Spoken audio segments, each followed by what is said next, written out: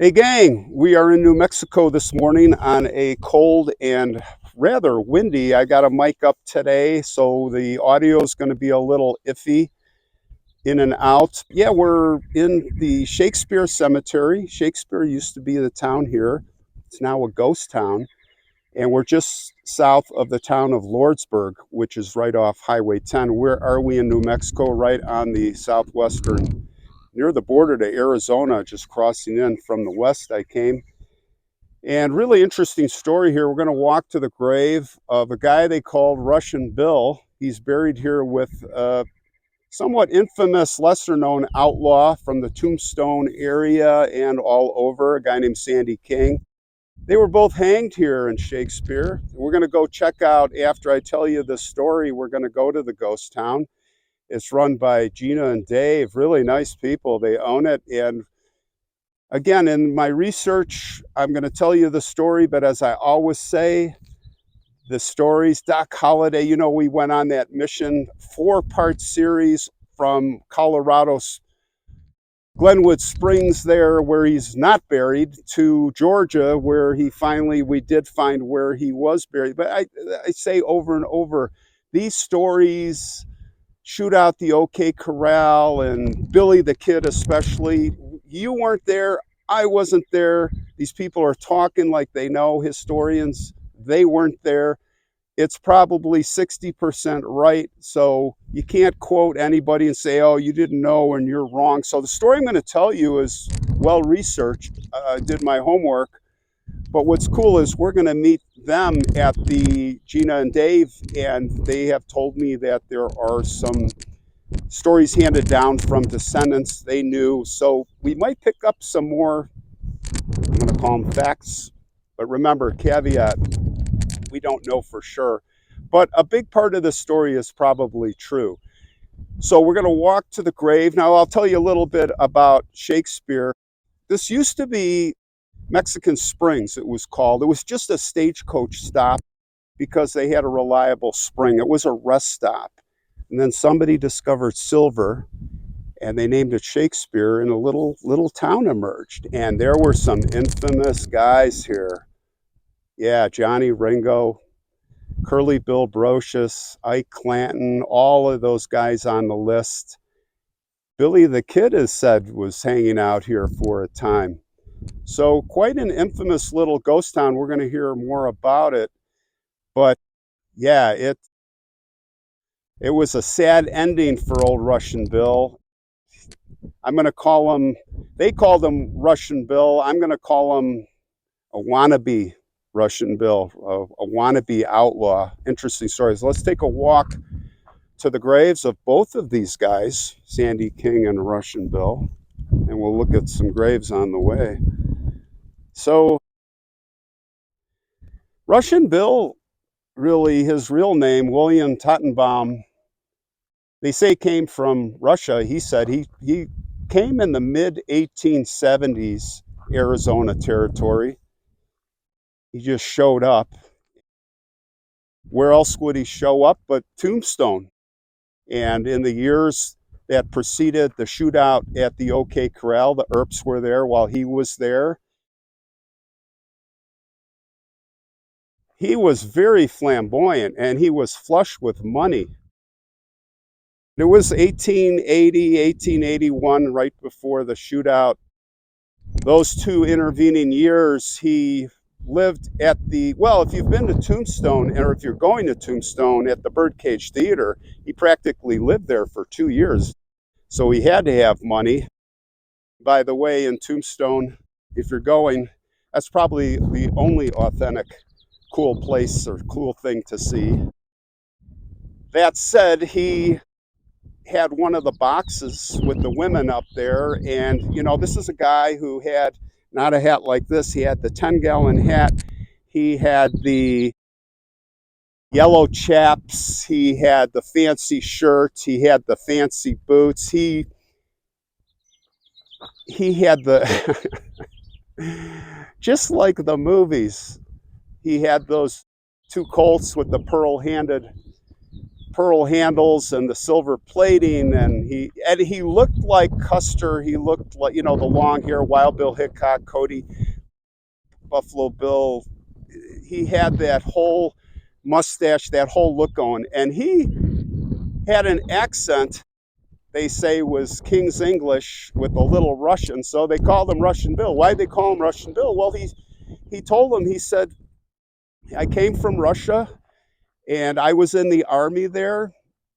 I punched my senior officer, so I got a court martial. I fled. I'm here. So here he is in Tombstone, and he's hanging out with who? He really has a fascination with the outlaws, Curly Bill and Ike Clanton and all of those guys. They like him. I mean, he's a nice guy. He wants to be like them. He wants to ride with them. And he's just fascinated. And they are, they like him, but they're kind of probably snickering behind their back like, who is this guy? But he's kind of an amusement for us. So he finally strikes up a really close relationship with one of the worst guys of the group. Another guy you probably haven't heard much about, Sandy King. Sandy King was like a real troublemaker, a drunk. He was at the saloons late, picking fights, brawling.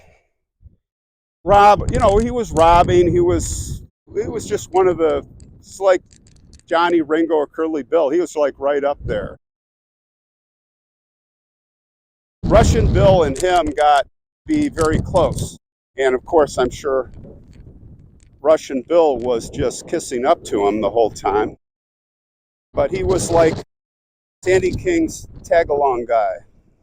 Woo, the wind is really ripping. I hope the audio is going to be okay. It's interesting because Sandy King, and I don't know if it was a premonition or what, but Sandy King decided, I'm getting out of Tombstone. Things are really heating up here bad. This is right before the shootout, the OK Corral, the confrontation. So he drifted out of there. Russian Bill followed him, and they came east. They probably came through the Chiricahua Mountains. They probably stopped in Galeyville, Curly Bill's home base. We did an episode. I don't know when I'm going to, if it's not out yet, it's going to be coming, in-depth episode of Galeyville. They ended up in Shakespeare here. And in no time at all, this guy, Sandy King, is the town bully. Like, he establishes himself right away. Doesn't take long before he gets into a scuffle, an altercation with one of the store owners, or the store owner here in Shakespeare. And he pulls out his gun and he shoots his finger off, the storekeeper. Shoots his index finger off. So what happens next? Well, there's a sheriff in town. There is a sheriff here in Shakespeare, and it's Dangerous Dan Tucker. Dangerous Dan, man, and this guy was dangerous. Not a guy to be messed with. And maybe Sandy King knew, maybe he didn't. But anyway, Dangerous Dan took him in and threw him in the jail. Now, Russian Bill's like, hey, I got to get in trouble too. This is my chance to prove myself to the outlaw gang in Tombstone, and then I can ride with them. So what does he do? Does the wrong thing. If you're going to get in trouble, don't go stealing a horse or cattle. Some of the history says he stole cattle. Some of the history said he stole a horse. We'll go with a horse. He gets caught, and Dangerous Dan catches up to him in no time, throws him in the jail too. So now the two of these guys are in the jail.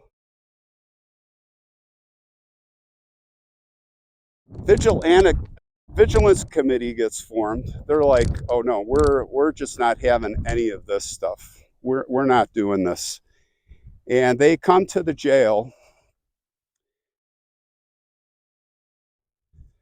and it is said, quote unquote, these guys are a damned nuisance. And what are we going to do with these guys? Well, let's hang them. And Dangerous Dan looks over, he goes, oh, yeah, I'll step aside.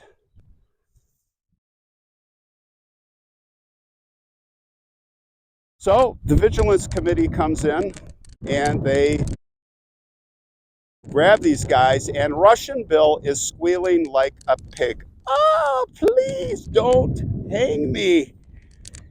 He's crying, he's begging, he's on his knees. Sandy King is a little more stoic, a little bit more reserved. But Sandy King, he's trying to save his own life too. And Sandy King says, hey, you're going to really hang us? We didn't kill anybody. What about those two brothers in the cabin last week? He's using that as an example. And the week before, 2 weeks before, there was two brothers who were arguing who would get the last egg in the house, who would get the last egg. And one shot the other, killed him. And Sandy King's trying to use that argument, but it's like falling on deaf ears. Finally, Sandy King's like, you know what, just give me a glass of water and get on with it. My throat is dry from all this talk. So they end up taking him over to the dining hall, which I'm hoping I'm sure we're going to be able to see. And they throw the ropes up over the rafter side by side, and they string these guys up as Russian Bill is just crying and screaming and begging for his life. And there they strangle to death. Could take 5 minutes, could take 10 minutes. Who knows how long it took, but usually the average time was around 10 minutes. And it was a very violent dance that they would do. Now, we did the story in Rawlins, Wyoming, a big-nosed George Parrott. Remember, we went to the museum and we saw the death mask. It wasn't just a death mask, it was a death head mask casting. And the reason I bring that up is because there's three ways. There's 2 ways. You get the drop from the merciful hangman, calculate the weight, you calculate the drop so that when the person drops, the neck is broken and it's a merciful death. Or you get the dance, you string them up pretty bad.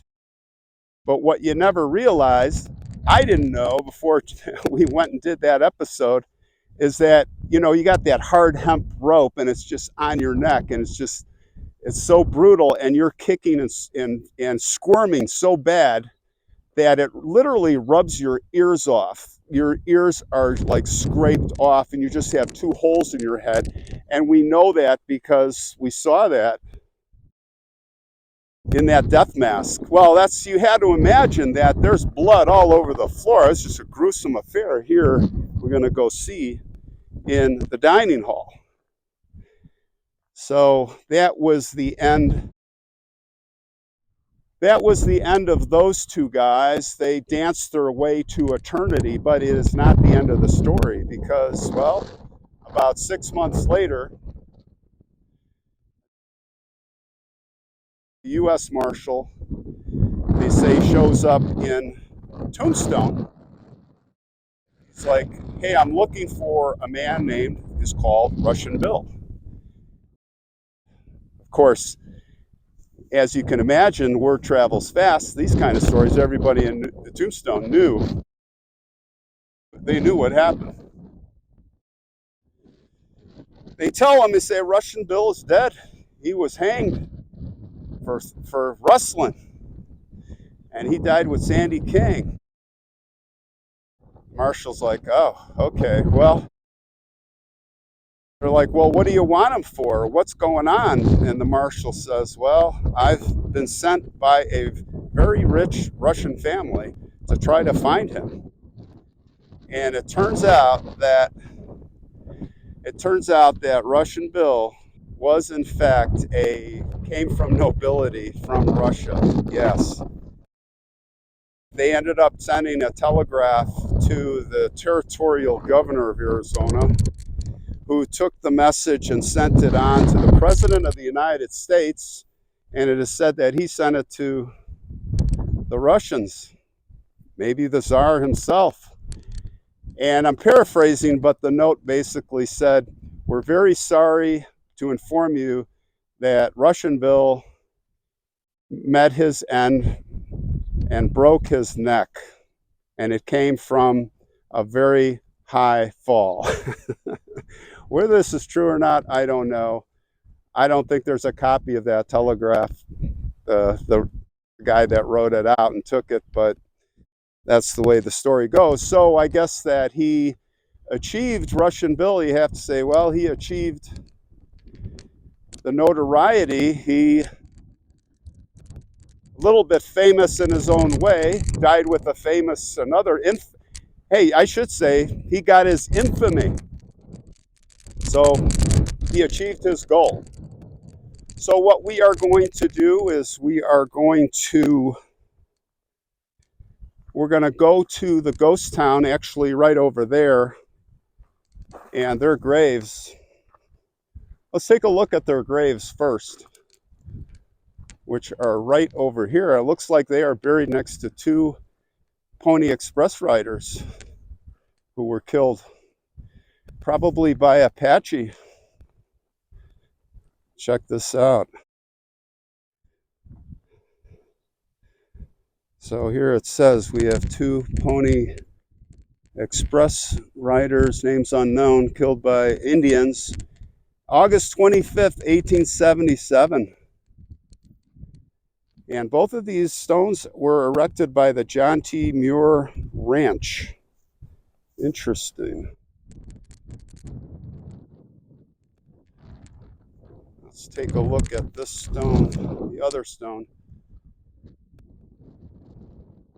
Russian Bill, here they are, right underneath us. Russian Bill and Sandy King hanged at Shakespeare by a vigilante committee. Yep, that's the story, guys. So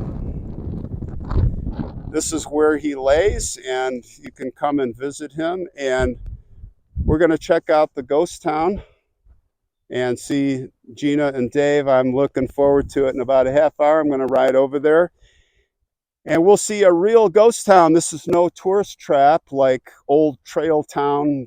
Remember that place in Cody, Wyoming? Old Trails? I don't know what it's called. This is not a fake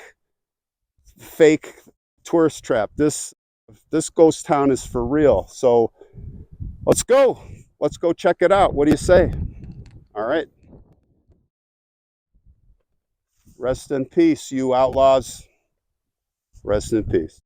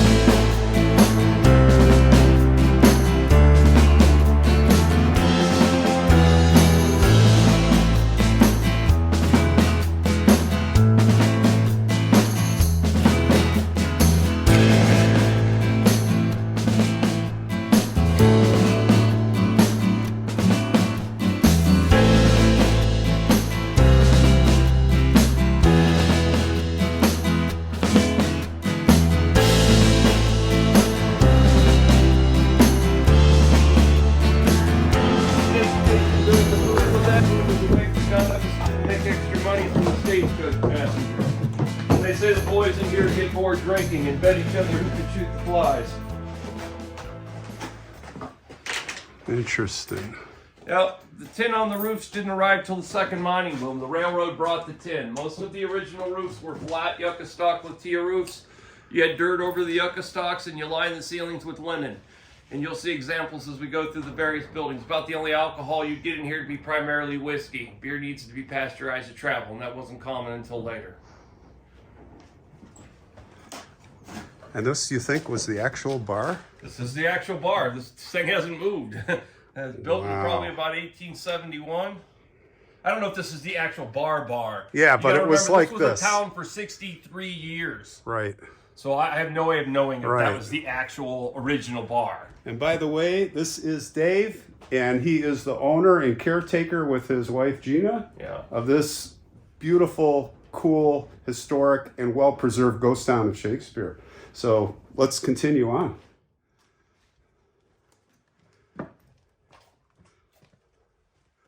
So this is the stage station. This room was originally constructed in 1859. When John Evanston was sent out here after the Civil War to reopen this building, this room was the entire building. During the first mining boom, he would add that saloon on to make extra money, and he also added the front dining room on to accommodate more stagecoach traffic. Now, by the 1970s, this room was in bad shape, and Jan and Lou had to get some friends together, and they would start the reconstruction of this back part of this building, and they would reconstruct this whole back section part of the building here. And they would also redo the yucca stock latia roof you see above your head. Most of the original roofs were just like the one above you. The only difference is you would actually have white linen strung underneath these beams to help reflect light from the lanterns. And the walls would be coated with lime like you can see on the walls in the saloon and the walls in here to help reflect light from the lanterns as well.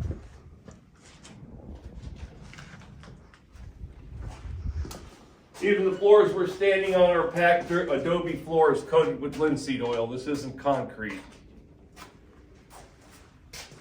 I can get into some of the pans and stuff on the counter if you want. We'll skip that.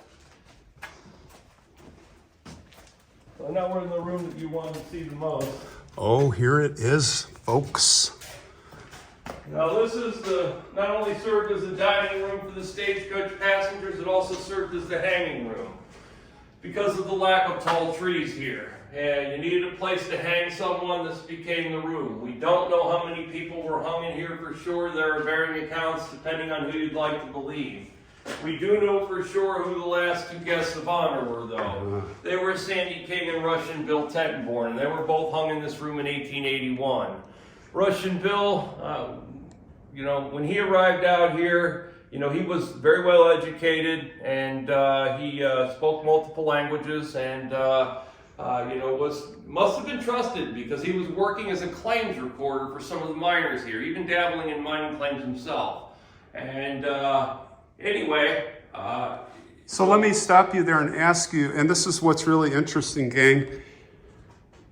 Dave has told me that he's direct lineage, wife, down through the people that bought this town of Shakespeare from the 1930s or 20s. 1935. 1935.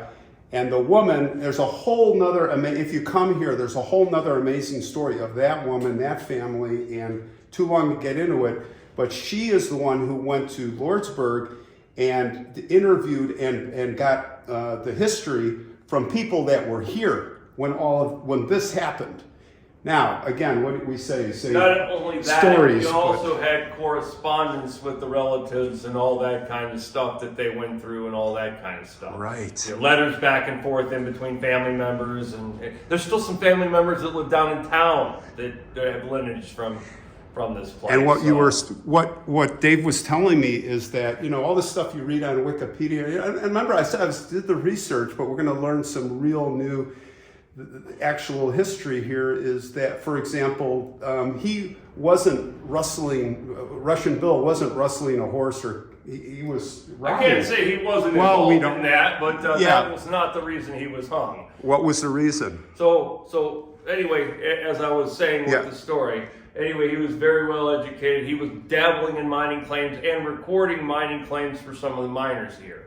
Unfortunately, a couple of those, well, and actually what I didn't tell you when we were outside, yeah, I did tell you that about the saloons and all that, yeah. But anyway, he had a couple miners show up here and accuse him of robbing them out of their mining claim. Very serious charges if your job's to record their claims. The local militia here would get together and decide there was some truth to the matter and decide they were going to hang him for this. Sandy King, he had arrived at the first mining boom, and like Curly Bill Brocious, he was hired by the mining companies to help protect their interests, and he simply just stayed around long after they needed his services. Now, Sandy didn't do just one thing that was bad enough to get himself hung. It was an accumulation of things with Sandy. He had been a thorn in society for several years. In the morning before he was hung, he went to the general merchandise and purchased himself a silk handkerchief. And in doing so, the clerk found it rather amusing that the tough cowboy was buying himself a silk handkerchief, so he's poking fun at him a little bit. Oh. Sandy, being the type of gentleman he was, didn't take too kindly to being made fun of and thought he would teach the clerk a lesson. When the clerk went to hand him that handkerchief, Sandy grabbed him by the arm and shot one of his fingers off. This was a bad mistake by Sandy because the clerk happened to be very well liked in town. Sandy, however, had been a thorn in society for several years. The local militia would get together, and they'd already decided they were hanging Russian Bill. They got to thinking about all the bad things that Sandy had done and just figured they might as well just hang Sandy at the same time. That way they could throw him in the same hole. So Russian Bill was the instigator to all of the they weren't going to hang Sandy is what you're saying. Well, it was just a booby prize. The digging out here isn't easy. And the one standing rule they did have in town was if you killed someone, you had to bury them. Given the hard, rocky nature of this ground, that did help keep a lot of those indiscriminate killings down. Now, these two gentlemen, however, would hear about the little party they're about to be invited to, and they would make things much worse. They jumped on a couple of horses that didn't belong to them and tried to ride out of town. So now they're also horse thieves. And they would be gathered back up, they would be brought in here, and they would be hung. This would be a terrible place to be hung. This is not a drop you and break your neck. This is a pull you up and tie you up. We talked about the dance. You'd strangle to death in this room. We talked about that. And the local militia members had to stand around and wait till the two men quit struggling, and then they'd all go back to their homes. John Evanston, the stagekeeper, would just go back to his bed in the back room. And this is where they left the men hang. They wanted to make an example of these two. What they didn't plan on, however, was a stagecoach rolling up, and the passengers got off and came in here expecting to get something to eat. Well, these passengers would first have to help cut these men down. They would be drug outside and laid beside the building so all the tables could be pushed back in. Now, one of those passengers on the stagecoach happened to be a stringer. A stringer in the 1800s was a reporter. When he got to a telegraph office, he would string the stories back. Well, he got the bug in John about the dead men. He wanted to know what the two men did, and he wanted to know the full details of the hanging. Well, let's face it, this was kind of technically a lynching. Remember, I told you, there's no sheriff here, there's no judge. These gentlemen didn't get proper trials, they were just judged by the militia, although it was a legal militia. But anyway, John not wanting to get in any trouble, he's busy trying to feed the other passengers here, and the stringer's doing what reporters do, though. He's following John around, badgering John. Well, after a while, John gets mad because this guy won't leave him alone. Turns to the stringer and says, Russian Bill stole a horse, which of course he did. Sandy King was just a damn nuisance. We don't think the reporter asked any more questions after that. He kind of went about his way. Yeah. And you'd think that would be the end of the story, but several months later, they did get a letter from the Russian consulate in New York inquiring of the whereabouts of Russian Bill. He really was Russian. And his mother was writing because she had been receiving his letters from Shakespeare for a couple of years, and he quit writing back to her. She wanted to know if anyone knew what happened to her son. Well, again, being a lynching, them also not wanting to hurt her feelings either, they put their heads together and came up with a reply back that just simply stated, Dear Madam, we regret to inform you, but your son has died of throat trouble. See, now these are, remember the story I told you? That's like 20-30% different than the story I told you from research. But here, we're hearing that this is going to be the best version, but even that is probably, you don't know, but this is really good. Yeah, but the reason it says on Wikipedia that they were hung for being rustlers, what was the reporter told? That's what he is, yeah. Russian Bill stole a horse. That's all he could get out. The reporter could get out of John Evanston. So that's when he wrote his story. He went and wrote that they were hung here for being rustlers. That's why it's in Wikipedia today. But Wikipedia, you gotta be careful with Wikipedia because not everything's correct on Wikipedia. What's cool is we're getting the best real history with Dave here from direct descendants of people that were that she talked to back then in the 1930s who were here when this happened, who saw it. Maybe they were kids, maybe they were teenagers, maybe they were young. But this is great. This is great history. So, but this, Dave, this is where it happened. Like, can you imagine? So I did a story. I was telling my audience, you ever heard of George Parrott? He, Big Nose George, Wyoming, Rawlins. No. Anyway, not to get into the story, but the reason I bring it up is because he was strung up and lynched, and we got an actual, we're one of the few who got to see, but not only film, his death mask, which was a head death mask. And when you strangle on the hemp, and it is, props at the moment. These are props, and small, but when you strangle with this actually rubs and they're dangling, rubs their ears right off and becomes mush. And you can just, because we saw his, just 2 holes in his head, because after 10 minutes of strangling, your ears come off.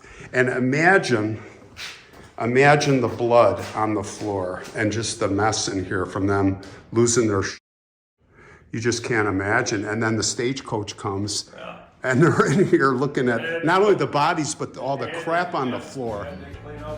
Oh, man.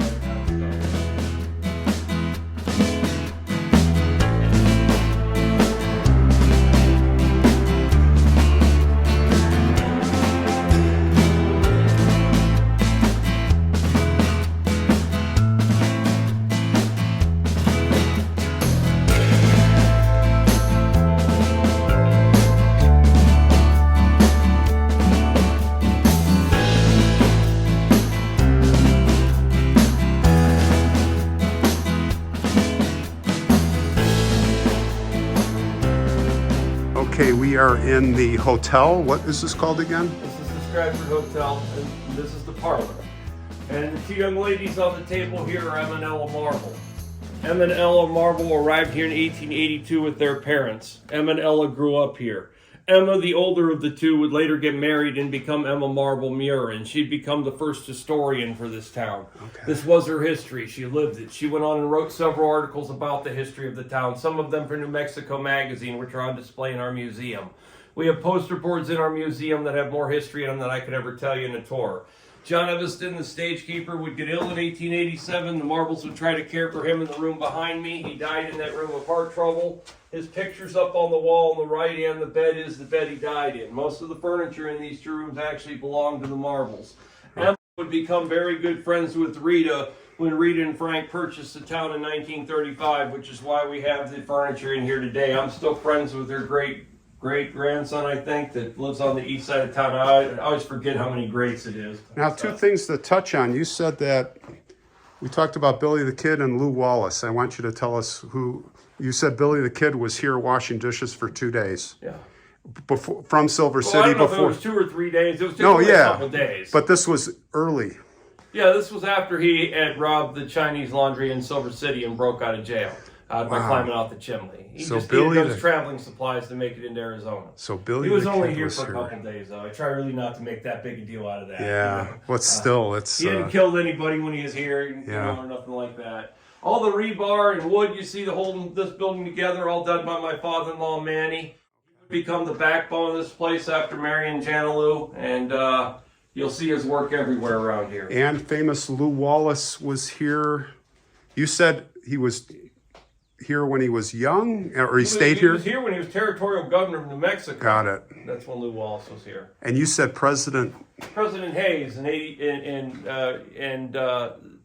1879 came through here because the railroad had not gone through yet. Okay. And he had to get it, when he was coming back from San Francisco, he got on a stagecoach and stopped here and took over the building for a whole night before getting on a stagecoach the next morning and traveling until he caught the railroad farther down because the tracks had not met yet in this direction.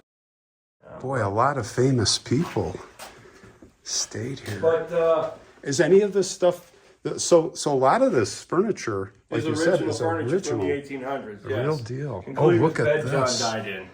Wow. And his picture's right there. That's the stage keeper, John Evanston. And this was the Marbles' living quarters when they were running this hotel, I believe, and for a family of 4. And the back wall's the reason I don't take you upstairs. Storekeeper and miner. Look at this. So he died in this bed, in this room right here. Yep, of heart trouble. No one killed him or anything. How old was he? Do you know? I don't know exactly how old he was. I know he was in the 70s, which was quite an accomplishment in that time. Because he was already, I think, 51 years old when he arrived out here after the Civil War to reopen the stage station. And so I don't know exactly how old he was when he passed away, but he was in his 70s. I do know that. Very interesting. Most people didn't make it to he lived 2 lifetimes at that time, because most people didn't make it through their 30s and 40s at that time. Yeah. Look at these boots. Oh boy, look at that. Yeah, those boots have been laying there for many, many years. I couldn't tell you how old they really are, but they're pretty old and pretty worn. Look at that heel. Holy cow. Yeah, I try to leave things right where they are and stuff like that. But anyway, next we'll walk down the hallway into the kitchen and dining room. Yeah. And in the hallway there's a bar. The bar is from a movie set from 1993, a fictional movie called Doc Holliday, the Man, the Legend. Okay. And it was made for television, and it was supposed to be a pilot movie for a television series. None of the networks wanted it, so it died and was never shown on television. But I do have a copy of it, and it's neat to me because the whole thing was filmed here. Okay. And you can glance up the stairs on your way by the staircase if you want. It's pretty nice upstairs still. Probably redone sometime in the 1920s, I would guess. Oh, there's But it is still pretty nice upstairs. There are 4 bedrooms four up there. bedrooms. Yep, 2 in the middle and 1 on either end. And when you stayed at a hotel like this in the 1800s, you didn't necessarily get a room to yourself or a bed to yourself. Right. If you're lucky enough to get a bed, more often than not, you had to share it with someone. It could be someone you don't know. But they would separate the ladies from the gents to keep anyone from getting any unwanted attention. And you see how large the dining room is? You not only had to serve the patrons of the hotel in here, you also had to serve any of those miners that came in here to eat as well. 3,000 miners. This was a busy building. And you had a fireplace right here at one time that was taken out because it was falling down, and a doorway there at one time. If I get the wall restored, both of those will go back in there. It's very neat. You can see what's left of the cloth ceiling. Imagine the hustle and bustle and noise in here. Cloth not only help reflect light, it would also keep any dirt out of your food as well. And this was probably put up by Jan Lou and her girls. It gives you the idea of what it looked like. And you get your eggs in boxes like the one in the windowsill, packed in sawdust, cardboard, and plastic. Didn't exist at that time. And purple bottle on the counter on the windowsill didn't start off as purple. It started off as clear. But there was manganese in the sand that the bottles were made with. And when exposed to ultraviolet light over a number of years, the glass turns purple because of the reaction with the ultraviolet light and the manganese. That's a pepper grinder on the molding that you're taking a picture of. Stove's very neat. It has a warmer up top. It also has all these neat little flaps to help keep stuff heated as well. No menus when you ate here. You ate what they were serving or you didn't eat. Your running water would have been one of the children in a bucket. They would have became the running water, literally. Yeah. And don't throw the baby out with the bath water was real. Dad bathed first, then mom, then all the children by age. And it was a community bath that started off at one price and just kept getting a little cheaper. So I have to ask you, are we standing right, Billy the Kid right here? This is... I don't know. So I'm going to keep things very real for you, like I do for everyone else. No big stories. I have no idea to know if that was really the sink Billy the Kid washed dishes in. You got to remember this was a town for 63 years. Yeah. But good he chance. He washed dishes in this room. Good now, chance. Whether it was that sink or not, I don't know. Good chance he was standing right here. We are standing on Billy the Kid. Fascinating. Fascinating. If we could just go in a time machine, it would be amazing to be a fly on the wall. You know what? Seeing the hustle and bustle in this building and as I was saying, you could just imagine all the movement. All the movements and the people. Yeah, and, look at that kind of stuff. Yeah, that table, had to be filled. That table's shoulder to shoulder. That table is like that today. That long table in here. The tables, sometimes they had small tables in here scattered throughout the room. But when the marbles were running the hotel, this is how they had the table set up. That's why it's set up like that today. Okay. And that's not the original table, of course, either. Right. But just it gives you an idea. Right, of how it would be set up when the marbles were running it. Yeah, I love it. Because before the marbles ran it, Anna Woods ran it. Anna Woods ran it, and a lot of great artifacts. A lot of these chairs here are different eras, just different chairs from different eras. Great. Good stuff.